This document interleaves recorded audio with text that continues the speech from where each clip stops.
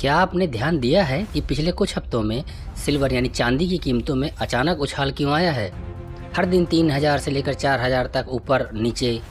Trader खुश हैं लेकिन रिटेल इन्वेस्टर कंफ्यूज। सबको लग रहा है कि सिल्वर नया गोल्ड बनने वाला है, लेकिन ये सब एक सोची समझी स्ट्रैटेजी का हिस्सा है। एक ऐसा गेम जो चाइना खेल रहा है और जिसके पीछे एक बहुत बड़ा सिल्वर क्रैश छुपा हो सकता है। आज की वीडियो में हम देखेंगे चाइना की उस वैल्यू कैप्चर स्ट्रेटजी से जो पूरी दुनिया की इकोनॉमी को हिला सकती है।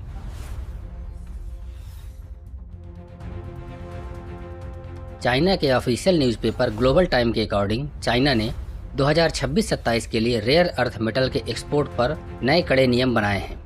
इन मेटल में टंगस्टन के साथ सबसे बड़ा नाम जो है वो है सिल्वर। चाइना दुनिया का दूसरा सबसे बड़ा सिल्वर प्रोड्यूसर है। मैक्सिको के बाद चाइना के पास सबसे ज़्यादा पावर है सिल्वर की सप्लाई को कंट्रोल करने का। जब कोई देश जो इतनी बड़ी सप्लाई होल्ड करता हो अचानक एक्सपोर्ट पर रोक लगा दे तो मार्केट में पैनिक होना लाजमी है। इलॉन मस्क ने भी इस पर चिंता जताई है, क्योंकि सिल्वर सिर्फ गहने बनाने के लिए नहीं बल्कि मॉडर्न टेक्नोलॉजी की रीढ़ की हड्डी है। गोल्ड का इस्तेमाल ज़्यादातर इन्वेस्टमेंट और ज्वेलरी में होता है, लेकिन सिल्वर की कहानी अलग है। सिल्वर एक इंडस्ट्रियल एसेट है। सोलर पैनल दुनिया की 80% सप्लाई चेन चाइना के पास है, जिसमें सिल्वर की भारी खपत होती है। ईवी बैटरी, इलेक्ट्रॉनिक व्हीकल की 70 से 80% बैटरी चाइना बनाता है। इसी तरह एआई और सेमीकंडक्टर में, स्मार्टफोन और एआई चिप में सिल्वर की हाई कंडक्टिविटी की वजह से ये अनिवार्य है।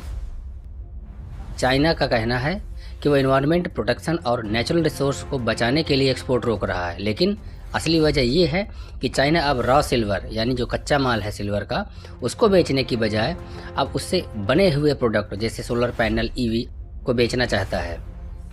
चाइना ये पहली बार नहीं कर रहा। 2011-12 में भी चाइना ने रेयर अर्थ मेटल के साथ यही किया था। तब भी उन्होंने एक्सपोर्ट कोटा कम किया, जिसकी वजह से प्राइस 5 से 10 गुना तक बढ़ गए। पूरी दुनिया में हाहाकार मच गया। जापान, यूएस और ऑस्ट्रेलिया ने सिल्वर के लिए अपना इन्वेस्टमेंट बढ़ा दिया, लेकिन जैसे ही बाकी देशों ने पैसा लगाया, चाइना ने अचानक अपनी सप्लाई ओपन कर दी। मार्केट में सप्लाई की बाढ़ आ गई और प्राइस 60 से लेकर 80% तक क्रैश हो गया। अब वही पैटर्न सिल्वर में फिर दिख रहा है।